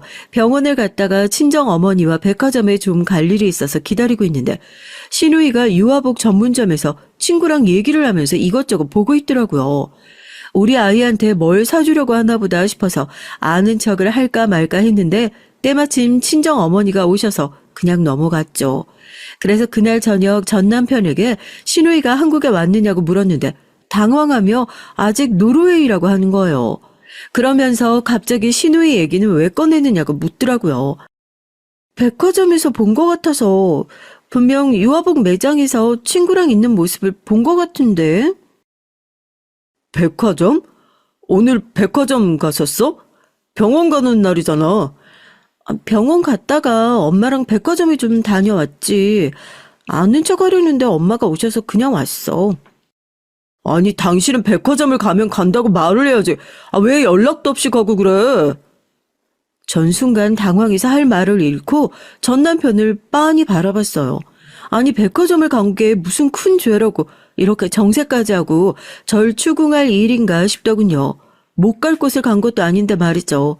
그래서 말을 왜 그렇게 하냐고 화를 냈더니 전 남편이 순간 당황하며 말을 얼버무리더라고요. 아무리 장모님 오셨다고 해도 혼자서 그 많은 사람들 있는 곳에 갔다고 하니까 걱정이 돼서 그러는 거지. 나한테 말했으면 같이 갔을 텐데 싶어서. 몸도 무거운 사람이. 당신 내가 걱정돼서 하는 말은 맞아? 아니 그냥 시누이를 봤다고 했을 뿐인데 그렇게 짜증날 일이냐고. 누나가 한국에 없다는데 왜 자꾸 봤다고 그래? 왜 소리를 지르는데? 시누이 얘기를 꺼내자 전 남편이 버럭하고 소리를 지르더라고요. 저 역시 더 이상 참지 못하고 같이 소리를 질렀습니다. 거실엔 정적이 흘렀죠. 전 화를 가라앉히기 위해서 주먹을 불끈 쥐었고 전 남편은 제가 소리를 질렀다는 것에 충격을 받은 얼굴이었어요. 전 더 이상 그 자리에 있지 못하고 방으로 들어갔습니다. 얼마 후 전 남편이 미안하다며 문을 두드렸지만 전 나가보지도 않았어요. 그 사건 이후로 한동안 전 남편은 매일같이 미안하다며 저를 달래줬지만 전 좀처럼 기분이 나아지지 않았어요. 그렇게 냉전은 일주일 정도 이어졌습니다. 시누이가 다시 저희 집에 오기 시작한 건 딸아이가 태어난 지 6개월 정도 되었을 때였어요. 노르웨이에서 사왔다고 하는 선물을 가져와서는 그동안 자주 못 와서 미안하다고 하더라고요. 그리고는 딸아이를 한참 보고 있더니 한 번만 안아볼 수 없겠냐고 물었습니다. 낯가림이 있는 아이도 아니어서 그러라고 했는데 시누이는 딸아이를 무슨 헤어진 연인을 만난 사람처럼 꼭 끌어안더라고요. 그걸 보는데 기분이 좀 묘하더라고요. 옳게 기분 나쁠 수도 있겠지만 진짜 많이 닮았다, 내 동생. 어쩜 이렇게 예쁘게 생겼니? 아버님도 그 사람 어릴 때랑 똑같다고 하시더라고요. 어머님은 저를 닮았다고 하시는데. 아니야, 내 동생 어릴 때 사진이랑 아주 판박인걸? 엄마가 잘 모르고 하시는 말씀이야. 어머님이 잘 모르고 하시는 말씀이라뇨? 자기 자식 어릴 때 얼굴을 모를까요? 무슨 말씀을 그렇게까지 하세요? 아니, 뭐 그냥 그렇다고. 그나저나 정말 예쁘구나. 신우이는 몇 번이나 전 남편을 꼭 닮아 예쁜 얼굴이라고 말을 하면서 딸아이의 뺨을 쓰다듬었죠. 정 괜히 소름이 돋아서 딸아이 우유를 먹일 시간이라고 하면서 아이를 달라고 손을 내밀었죠. 신우인 모유 먹이는 것이 아니라면 자신이 먹이면 안 되겠냐고 묻더라고요. 물론 분유를 먹이고 있으니까 허락해도 될 텐데 본능적으로 거절해야겠다는 생각이 들더라고요. 전 재울 시간이라 제가 해야 한다고 하고는 아이를 안고 들어갔어요. 밖에서 시누이가 분주하게 움직이는 소리가 들리긴 했지만 전 모른 척하고 방문을 닫고 있었답니다. 전 출산 후 10개월이 지나면서 다시 회사에 복귀하기로 했어요. 전 남편은 자신이 정시 퇴근을 하니까 걱정하지 말라고 하더군요. 낮에는 베이비시터가 봐주기도 했고요. 물론 불안하고 걱정은 됐지만 며칠 지켜보니까 어렵게 구한 만큼 믿을 수 있는 분이더라고요. 그래서 안심하고 출근을 했죠. 그렇게 육아와 직장을 병행하던 어느 날 베이비시터가 상담을 하고 싶다고 하더군요. 그래서 전 집으로 와달라고 부탁을 했는데 저만 따로 밖에서 보고 싶다고 하셨어요. 전 무슨 일인가 싶어서 전 남편에게 아이를 맡기고 나갔죠. 제가 이런 말씀 드리기 애매하기는 한데 그 신우이라는 분이요. 매일같이 오셔서 저한테 자꾸만 이래라 저래라 하시는데 제가 좀 당황스럽네요. 네? 형님이 오신다고요? 전 그런 소리 못 들었는데요. 아이가 보고 싶다고 하시면서 오시는 건 뭐 그럴 수 있다고 생각하지만 전 아이를 봐주는 사람이잖아요. 댁 살림은 제가 할 일이 아니고요. 처음엔 그런 계약이었죠. 그런데 매일같이 오셔서 애를 품에 안고 내려놓지를 않으세요. 그러면서 저한테 청소해라, 밥을 해라, 막 일을 시키는데 저도 더 이상 참기 힘들어서요. 이럴 거면 그냥 가정부를 구하시는 게 나을 것 같은데요. 전 베이비시터의 얘기에 충격을 받았습니다. 아니 도대체 신우이가 저도 남편도 없는 집에 와선 제 딸아이를 데리고 뭐 하는 짓인가 싶었죠. 전 정말 죄송하다고 사과를 드리곤 따로 얘기를 좀 해보겠다고 했어요. 하지만 베이비시터의 얘긴 그곳에서 끝이 아니었습니다. 바깥분도 알고 계세요. 퇴근하실 때까지 계시거든요. 그이도 알고 있다고요? 언제부터요? 설마 지금까지 계속 그이가 올 때까지 형님이 계셨어요? 네, 퇴근해서 오시면 저더러 빨리 가라고 그 시누이 분이 짜증을 내시더라고요. 저도 정말 이런 상황은 처음이라 말씀을 드려야 할 것 같아서요. 전 앞으로 이런 일은 생기지 않도록 하겠다는 말과 함께 괜찮으시면 베이비캠을 좀 달아도 되겠냐고 물었죠. 베이비시터는 그것도 이상하다고 하면서 왜 처음부터 달지 않았냐고 물었어요. 사실 전 출근을 시작하면서 집에 달고 싶었는데 전 남편이 일하는 분을 못 믿으면 아이는 어떻게 맡기려고 하느냐며 반대를 해서 못 달았거든요. 베이비시터를 만나고 돌아온 전 남편에겐 비밀로 하고 아기 침대에 있는 방에 캠을 달아두었죠. 물론 표시나지 않게 말이에요. 그리고 달아둔 지 3개월 만에 전 베이비시터가 말하는 것이 무엇인지 알 수 있었답니다. 캠을 단 다음 날 바로 시누이가 화면에 잡히더라고요. 시누이인 딸아이를 보자마자 혀 짧은 소리를 내면서 품에 안더니 너무 보고 싶었다고 아주 난리도 이런 난리가 없더라고요. 거기까지도 전 아이를 예뻐하는구나 하고 넘어가려고 했어요. 그런데 시누인 아이를 안아들고는 엄마라고 해보라면서 자꾸 말을 시키더라고요. 정말이지 충격이 아닐 수 없었습니다. 아니 감히 제 딸아이를 안고 엄마라고 불러보라니 이게 말이 되는 소리냐고요.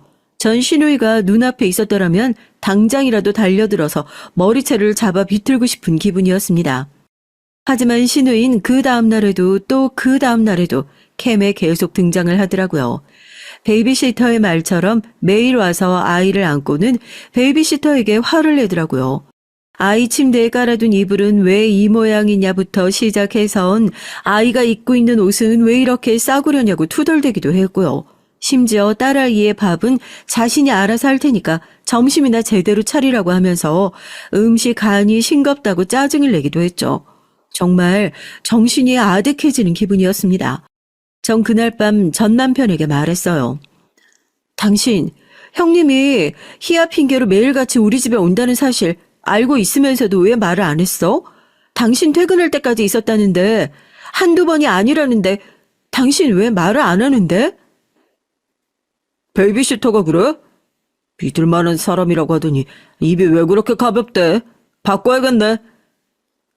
지금 베이비시터 탓을 할 문제야, 이게?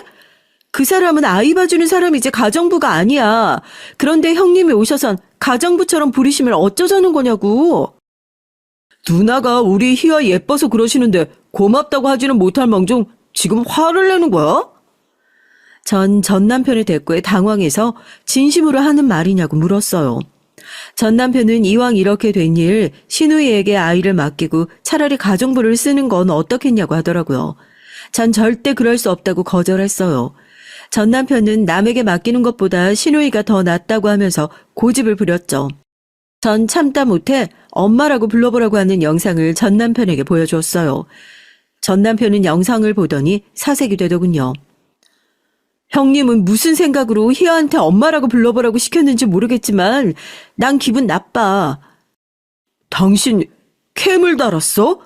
내가 집에 그런 건 달지 말라고 했잖아. 사람 감시하는 것도 아니고 왜 달아두는데? 일하면서 희아가 어떻게 지내는지 궁금해서 달았어. 다른 집들도 다 그 정도는 달아. 베이비시터 분도 당연히 달아둬야 한다고 하더라고. 난 내 집에 그런 것들 절대로 안 된다고 했지. 당장 치워. 기분 나쁘게 뭐야 그게. 지금 내가 하는 말이 그게 아니잖아. 형님이 희아한테 엄마라고 불러보라고. 그 행동이 기분 나쁘다는데 뭐라고 하는 거야 지금? 그냥 희아가 빨리 말하면 좋겠다 싶어서 시켰겠지. 누나가 당신한테 좋으라고 한 일을 왜 이렇게 확대 해석하는데? 희아한테 엄마 소리 들으면 좋잖아. 전 남편의 말에 어처구니가 없었습니다. 사실 이 문제로 따지고 들면 전 남편이 말한 것과 같은 핑계를 댈 것이라고 확신하기는 했었거든요. 그런데 정말 그런 소리를 듣고 나니까 뭔가 기분이 이상하더라고요. 전 남편은 제가 말을 안 하고 가만히 있자 고개를 빳빳하게 들고는 베이비시터 대신에 시누이에게 아이를 맡기고 가정부를 구하겠다고 말했죠. 전 절대 그런 일은 없을 것이라고 했어요. 전 다음 날부터 친정 어머니에게 말씀드려서 딸아이를 친정에 맡기기로 결심했습니다. 친정이 멀리 있는 것도 아니고 아침에 출근하는 길에 있었기에 충분히 가능했죠. 전 남편은 딸아이 힘들게 무슨 짓이냐고 했지만 그 나이에 어린이집을 가는 애들도 있다는 말로 전 남편의 반대를 딱 잘랐습니다. 오히려 전 왜 시누이에게 맡겨야 하느냐고 따져 물었죠. 시누이가 카페를 운영하는 것으로 알고 있는데 카페를 어떻게 하고 딸아이를 맡아준다고 하는 것인지 이해가 되지 않는다고 물었어요. 전 남편은 뭐 때문에 그렇게 고집이냐고 한숨을 내셨지만 전 끝까지 친정의 도움을 받겠다고 했어요. 물론 그 이후로 신우이가 전화를 해서 자신이 도와주겠다고 했지만 전 괜찮다고 사양했습니다. 지금 생각해도 그때 그렇게 결정하길 잘했던 것 같아요. 별일도 아닌데 민감하게 반응한다고 하시는 분들도 있으시겠지만 당시 전 정말이지 신우이와 딸아이를 만나게 하면 안 되겠다는 생각이 강하게 들었거든요. 그 사건을 기점으로 신우이가 저희 집에 오는 일은 뜸해졌습니다. 물론 딸아이가 보고 싶다고 전 남편에게 전화를 자주 하는 모양이지만 전 집안일이 아니고선 딸아이와 신우이가 만나는 일은 피했어요. 그렇게 시간은 흘렀습니다. 전 남편은 더 이상 신우이 얘기를 꺼내지 않았죠. 딸아이가 3살이 되던 해였어요. 갑자기 전 남편이 어려운 허락이 필요하다고 제게 말을 꺼내더라고요. 내가 사춘기로 한참 방황할 때 잡아주신 형님이 있는데 그 형님이 얼마 전에 사고로 돌아가셨어. 가족여행을 가는 도중이었다는데 형님이랑 형수님은 돌아가시고 2분의 아이만 남았대. 그래서 말인데 그 아이를 우리가 좀 키우면 안 될까? 형님 부부가 고아라서 친척이고 뭐고 아무도 없거든. 전 남편이 말하는 형님이 누군진 저도 알고 있었습니다. 몇 번이나 얘기를 했었거든요. 도움을 주셨던 형님이 계신다고 말이죠. 그런데 그분이 돌아가셨다니 좀 많이 놀랐어요. 하지만 그보다 더 놀랐던 것은 그 형님의 아이를 입양해서 키우고 싶다는 전 남편의 말이었습니다. 심지어 그 아이는 아직 돌도 되지 않았다고 하더라고요. 사고에서 어떻게 살아남았는지 그 자체가 기적이나 다름없는 아이였죠. 남자아이라는 그 아이를 어떻게든 키우고 싶다고 하는데 고민이 되더라고요. 당시 전 둘째를 가지고 싶어서 계획 중이었거든요. 하지만 병원에선 힘들 것 같다고 하더라고요. 제가 첫째 아이를 낳은 것도 엄청난 확률을 뚫은 것이나 마찬가지라고 하면서 둘째는 힘들다고 말씀하시더라고요. 그래도 확률이 0은 아니라고 해서 욕심을 좀 내고 싶었는데 때마침 전 남편이 그 얘기를 꺼낸 것이죠. 전 일주일 동안 고민을 했습니다. 친정에선 반대를 하셨어요. 아무리 그래도 남의 자식을 키우는 것은 쉬운 일이 아니라고 하면서 말이죠. 하지만 전 남편이 보여준 아이 사진에 이미 마음을 빼앗겨버려 결국은 전 남편이 원하는 대로 하기로 했답니다.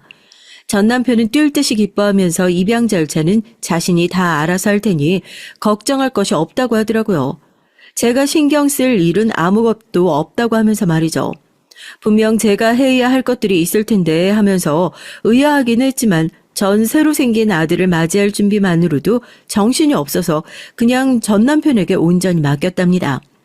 막내가 집에 오면서 신우인 또다시 저희 집에 드나들기 시작했어요. 하지만 이번엔 미리 저한테 부탁하더라고요.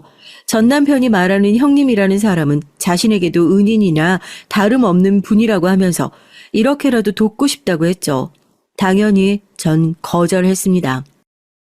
내가 이렇게 올케한테 부탁할게. 내가 희아한테 엄마라고 해보라고 했던 건 그냥 희아가 말을 하면 얼마나 예쁠까 싶어서 그래서 제일 먼저 하는 말이 엄마면 올케가 좋아할 것이라고 단순하게 생각했었거든. 그게 올케 기분을 상하게 할 줄은 몰랐어. 진짜야. 형님이 그렇게 마음 쓰신 건 고마운데요. 솔직히 그 영상 보는데 좋진 않았거든요. 그럼 엄마 알지. 내가 다 잘못했어. 이번엔 내가 진짜 조심할게. 2번 대신 그런 일 없도록 할 테니까 내가 도와주면 안 될까? 도움을 필요로 하는 사람보다 도와주겠다고 하는 사람이 더 애원하는 무슨 이런 상황이 있나 싶더라고요. 개그 프로그램도 아니고 말이죠. 전 신우이가 너무 간절하게 부탁을 해서 못 이기는 척하고 넘어가기로 했어요. 딸아이는 어차피 어린이집 종일반을 다니고 있었고 저도 딸아이가 하원 시간에 맞춰서 퇴근하고 집에 재택근무를 하는 중이라 잠깐은 괜찮겠다 싶어서 신우이의 제안을 받아들이기로 했죠. 신우인 약속했던 것처럼 정말 별다른 말도 없이 막내를 잘 챙겨줬습니다. 가끔 딸아이가 아파서 어린이집 조퇴를 하는 날이면 저 대신 2아이를 꼼꼼하게 챙겨주었고요. 집에 캠을 달아두었는데 캠으로 봐도 별다른 특이점이 없더라고요. 전 내심 신우이에게 고마운 마음이 들기도 했습니다.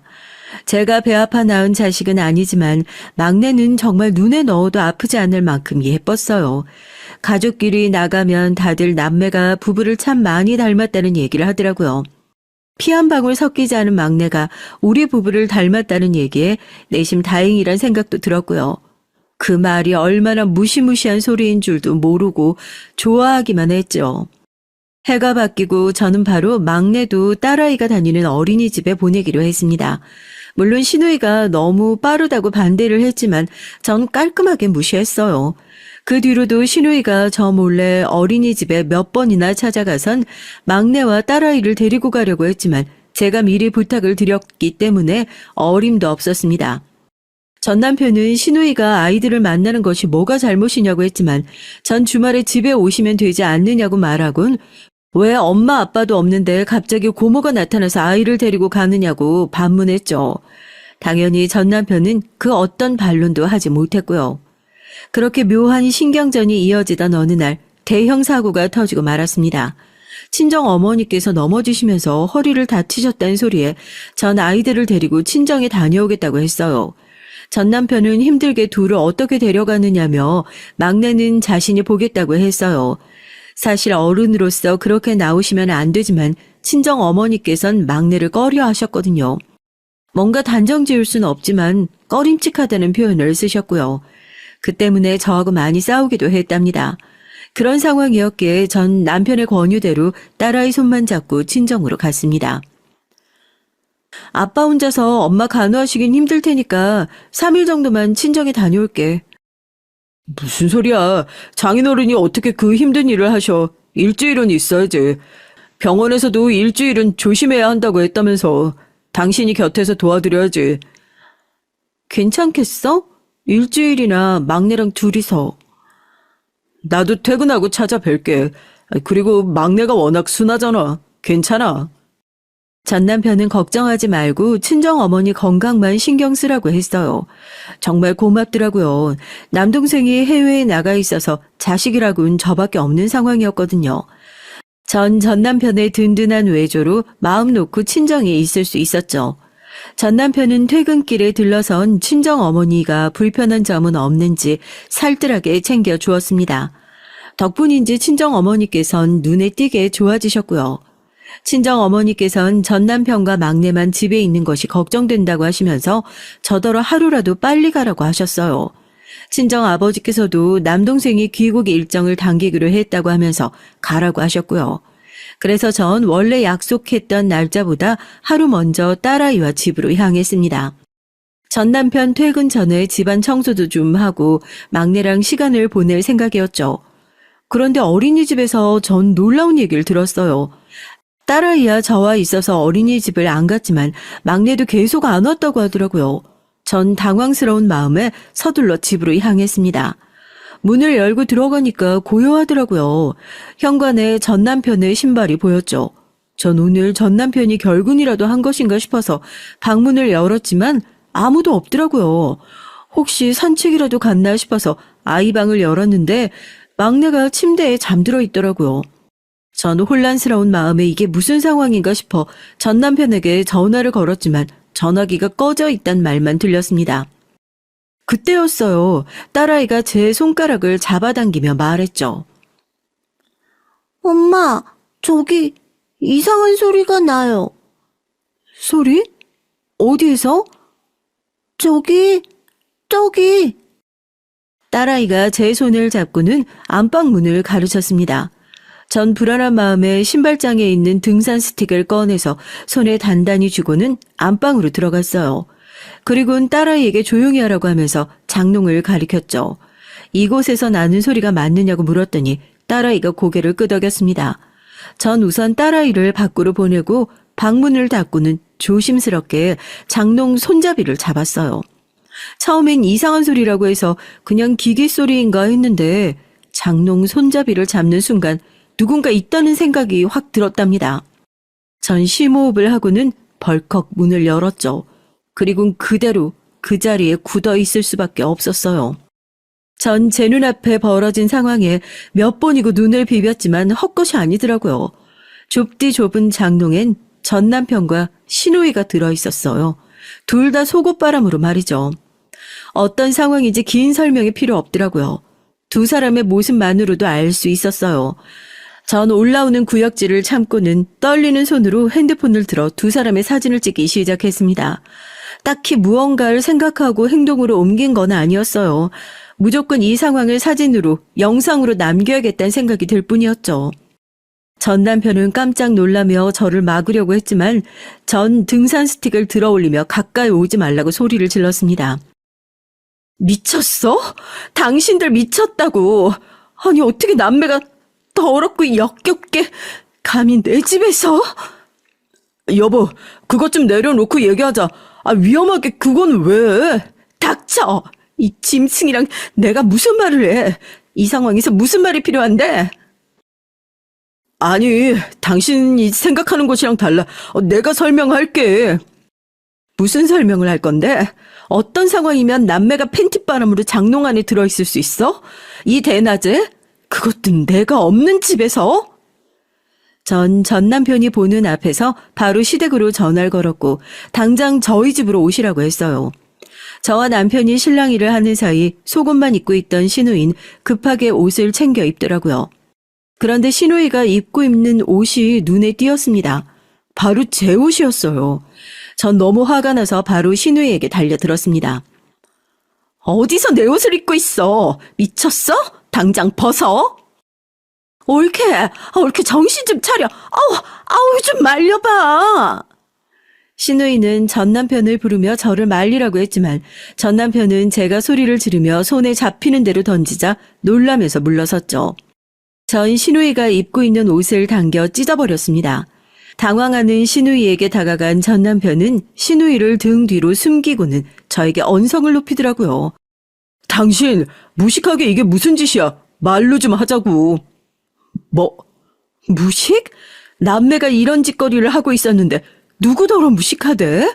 그러는 넌 뭔데? 짐승이나 다를 바 없는 넌 뭐냐고?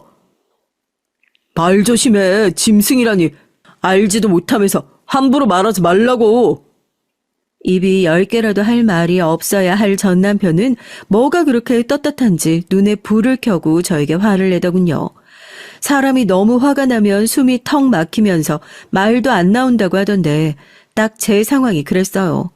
닫힌 문으로 딸아이가 우는 소리가 들렸습니다. 전 급하게 문을 열고 나가서 딸아이를 품에 안았어요. 언제 일어났는지 막내도 울면서 저를 찾더군요. 그때였습니다. 벌써 옷을 챙겨 입었는지 신우이가 달려가서는 막내를 안아 올리는 것이 아니겠어요? 전 아이들이 놀랄까봐 소리도 지르지 못하고 으르렁거리듯이 신우이에게 막내를 내려놓으라고 말했죠. 막내 역시도 저에게 손을 뻗으면서 엄마를 불렀고요. 그때였습니다. 내가 네 엄마야. 저 사람이 아니고 내가 네 엄마라고. 지금 뭐라고 했어? 엄마라니? 내가 4배 아파서 낳은 내 자식이라고. 내가 네 엄마라니까? 전 신우이의 말에 정신이 아득해지려는 걸 겨우 붙잡았습니다. 자기 배가 아파서 낳은 자식이라니. 전 삐걱거리며 전 남편을 향해 고개를 돌렸죠. 은인의 아들이라며 입양하자던 전 남편은 제 눈을 피하며 고개만 숙이고 있었고요. 전 휘청거렸습니다. 그리곤 구역질이 치밀어 올라 결국 화장실로 달려가 변기를 붙잡고 몇 번이나 속에 있는 걸 개원했어요. 나오는 것도 없는데 구역질이 자꾸만 치밀어 오르는 것이 미칠 것만 같더군요. 딸아이가 울면서 제게 와서는 엄마를 부르는데 온몸이 떨리면서 눈물이 나기 시작했어요. 제가 그동안 무슨 짓을 했나 싶은 생각이 들면서 저것들이 진짜 인간인가 싶었답니다. 이게 다 무슨 일이냐? 너는 왜 여기 있고 며느리는? 아가. 무슨 일이게 이 난리야? 애들은 왜 다 울고 있어? 시부모님의 등장에 딸아이는 울면서 엄마가 아프다고 난리였죠. 시어머니께서 놀란 얼굴로 오셔서는 저를 부축해 주시며 무슨 일이냐고 하셨어요. 전 순간 과연 시부모들이 전 남편과 신우이의 관계를 몰랐을까 생각이 들더군요. 전 부축을 밀쳐내며 말했습니다. 2분 알고 계셨죠? 이 사람이랑 형님, 2사람이 어떤 관계인지 알고 계셨죠? 그렇죠? 저의 확신에 찬 말에 시아버지께서는 2눈을 질끈 감으셨어요. 시어머니께선 전 남편과 시누이를 번갈아 바라보면서 이를 꽉 깨무셨고요. 그 모습에서 전 대답이 필요 없다는 생각이 들었죠. 떨리는 손으로 딸아이를 품에 안고는 벌떡 몸을 세웠습니다. 시어머니께선 설명을 하겠다고 하셨지만 전 더러운 손들 다 치우라고 하면서 현관으로 걸어갔어요. 내가 먼저였어. 우리 사이에 끼어든 사람은 너였다고. 더럽다고? 우리가? 우리가 왜 남매야? 피 한 방울 섞이지 않았는데 우리가 무슨 남매? 뭐라고? 그게 무슨 소리야? 피가 섞이지 않았다니? 우리 부모님이 재혼을 하시면서 남매가 된 사이야. 전 남편은 담담하게 시누이와 두 사람의 관계에 대해 말을 했습니다. 중학생 때 시부모님이 재혼을 하셔서 가족이 되었다는 말과 함께 두 사람 사이가 보통의 관계가 아니라는 것을 알게 된 시부모님이 두 사람을 떨어뜨리기 위해서 시누이 결혼을 강행했다는 것. 그런데 시아주버님이 해외로 발령받으면서 두 사람이 다시 눈을 피해서 만나기 시작했다는 것까지 제가 결혼하기 이전의 모든 상황에 대해서 말했죠. 시부모님은 한숨을 쉬시면서 두 분은 막내에 대해선 정말 모르고 있었다고 미안하다고 하셨지만 전 도저히 믿을 수 없었습니다. 전 남편과 시누이는 마치 자신들이 슬픈 로맨스의 주인공인 것처럼 말했지만 제 귀엔 막장 드라마에서도 나오지 않을 그런 더러운 관계일 뿐이었죠. 전 더 이상은 얘기하고 싶지 않다고 하면서 급하게 자리를 벗어났습니다. 친정에는 언제 들어왔는지 한국에 도착한 남동생이 있더군요. 전 남동생의 얼굴을 보자마자 참았던 울분을 터뜨리며 모든 얘기를 다 해버렸어요. 친정 식구들은 무슨 이런 미친 경우가 있냐며 화를 내다가 막내의 얘기에는 당장 찾아가 전 남편이고 시누이고 가만히 두지 않겠다고 길길이 뛰었습니다. 친정 어머니께선 자신이 뭐라고 했느냐며 막내를 보는데 기분이 좋지 않았다고 하시면서 한숨을 내쉬셨죠. 친정 아버진 당장 이혼부터 진행하자고 하시면서 차분하게 말씀하셨습니다. 하지만 전화를 하시는 손이 덜덜 떨리고 계셨어요. 친정에선 하루바삐 이혼을 해서 호적부터 정리하자고 하셨고요. 그리고 위자료를 청구하자고 하셨습니다. 솔직히 저희가 할 수 있는 것이라곤 그런 것들 뿐이었거든요. 많은 변호사들을 만나봤지만 다들 위자료 청구와 앞으로의 양육비를 두둑하게 받아내는 것을 추천했어요. 하지만 전 그것만으로도 만족할 수는 없었습니다. 제가 어떤 충격을 받았는데요. 그날 이후로 잠도 제대로 잘 수 없었고 매일을 지옥에서 살고 있는 기분이었는데 고작 돈으로 해결해야 한다는 것이 마음에 들지 않았습니다. 전 부모님께 이혼으로 이 문제를 정리할 생각이 없다고 말씀드렸어요. 남동생은 경찰에 신고를 할 수 있는 것도 아니고 다른 방법이 없지 않느냐고 하면서 저를 달래려고 했지만 전 남편이고 시누이고 얼굴 들고 밖으로 다닐 수 없게 만들고 싶었습니다. 그래봤자 제가 느낀 절망에 비하면 아무것도 아니겠지만 적어도 사회적으로는 매장을 시키고 싶었어요. 전 며칠을 고민 끝에 전 남편이 일하는 학교로 찾아갔습니다. 이따위 일이나 저지르는 인간을 학교에 둔다는 것이 말이 안 되잖아요. 전 남편이 일하는 서무과 대신 교무실로 들어가 전 남편의 이름을 크게 불렀습니다. 선생님들이 놀라시며 전 남편을 불러오더군요. 전 남편은 제가 찾아올 것이라고는 상상도 못했다는 얼굴로 제게 밖으로 나가자고 했어요. 하지만 제가 학교로 온 이유는 전 남편이 어떤 인간인지 알리고 싶은 마음이었기에 그 손을 뿌리치고 이혼 서류에 도장을 찍으라고 크게 소리쳤습니다. 교무실에 있던 선생님들이 무슨 일인가 싶어 하나둘 관심을 가지는 것이 느껴졌죠. 구경거리가 된 것 같아 기분이 좋지는 않지만 꾹 눌러 참았습니다. 전 남편은 어쩔 줄을 몰라 하는 것이 보였어요. 전 그 얼굴로 이혼 서류를 던지며 말했죠. 자기 누나랑 바람이 나서 자식까지 생겼으니 이혼 이후로는 충분하잖아? 안 그래? 창피하게 여기서 왜 이래? 창피? 내가? 아니면 네가 한 행동은 어떻고? 나한테 너희 두 사람 사이에서 태어난 아이까지 키우게 했잖아. 그럼 대가는 치러야지. 제 얘기가 계속될수록 주변의 웅성거림은 커졌습니다. 학교에 일하는 선생님이고 학생들이고 다들 전 남편을 벌레 보듯이 노려보는 것이 썩 마음에 들더군요. 전 남편은 주변을 둘러보며 저를 끌어내려고 했지만 전 어디서 더러운 손을 대느냐며 소리를 질렀고요. 전 남편이 우왕좌왕하는 사이에 전 빨리 서류에 도장이나 찍으라고 말했습니다. 전 남편이 허둥거리며 사인을 하는 모습을 힐끗 보고는 떳떳하게 제 발로 걸어 나왔어요. 물론 그냥 나오진 않았고요. 나오면서 전 남편에게 한마디 하는 것도 잊지 않았죠. 학교에 다니면서 얼굴 부끄럽지도 않아? 앞으로 네가 어느 학교를 가든 내가 따라다니면서 말해줄 거야. 너 같은 인간이 학생이랑 한 공간에 있어서는 안 되잖아? 안 그래? 전 남편에게 제가 할 수 있는 복수는 여기가 끝이나 다름없었지만 신우인 달랐어요. 전 어떻게 해야 하나 고민하다가 우선은 신우이의 시댁 어른들을 수소문했죠. 카페를 마련해 줬다는 사실로 잘 산다고 들었지만 신우이는 제가 알고 있는 것 이상으로 번듯한 집안으로 시집을 갔더라고요. 사업을 크게 하는 집안이었죠. 시아주버님이 해외 발령으로 갔다고 들었는데 그 발령이 노르웨이 지사의 담당자였다는 것도 나중에 알았답니다. 갑자기 찾아간 절 당황스러운 표정으로 맞이하신 신우이의 시부모님들에게 전 남편과 신우이의 관계에 대해서 하나도 빠짐없이 고백을 했답니다. 제 얘기가 이어지면 이어질수록 어른들의 얼굴은 시시각각으로 달라졌어요. 신우이의 시댁에선 재혼 가족이라는 건 알고 있었지만 두 사람이 오래전부터 깊은 관계였단 건 당연히 모르고 계셨죠.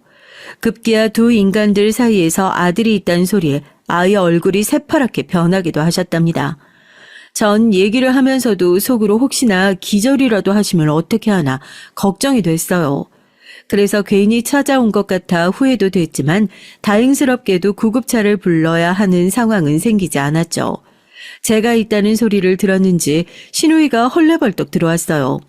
저를 보자마자 미친 사람처럼 달려들었죠. 전 그런 신우이를 가뿐하게 피했고 신우이의 시댁 어른들은 사람을 불러 신우이를 끌어내라고 말씀하셨습니다. 아버님, 어머님, 제 얘기 좀 들어보세요. 제 얘기를 들어보시면 절 이해하실 거예요. 터진 입이라고 말을 함부로 하는구나. 무슨 이해가 필요하단 소리냐. 닥치고 나가. 네가 뭔데 우리에 대해 떠들고 다녀? 너 학교도 찾아갔다며? 미쳤어? 미쳤냐고. 누가 누구더러 미쳤다는 거야. 내가 너희들보다 미쳤을까? 짐승 같은 것들이 어디다 대고 소리를 질러? 신우이는 끌려나가면서도 저를 부르며 온갖 저주의 말을 퍼부었어요. 전 그런 소리들이 하나도 귀에 들어오지 않았죠. 그렇게 신우이가 끌려나가고 조용해지자 신우이의 시아버지께선 제게 어떻게 했으면 좋겠느냐고 물어보셨습니다. 전 두 사람이 저지른 행동에 맞는 결과를 보길 바란다고 답했어요.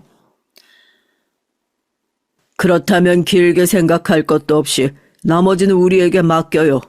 내가 무슨 수를 써서라도 내 자식 인생에 똥물 끼얹은 그것들 용서하지 않을 테니까. 그쪽이 원하는 것 이상으로 내가 해주겠소.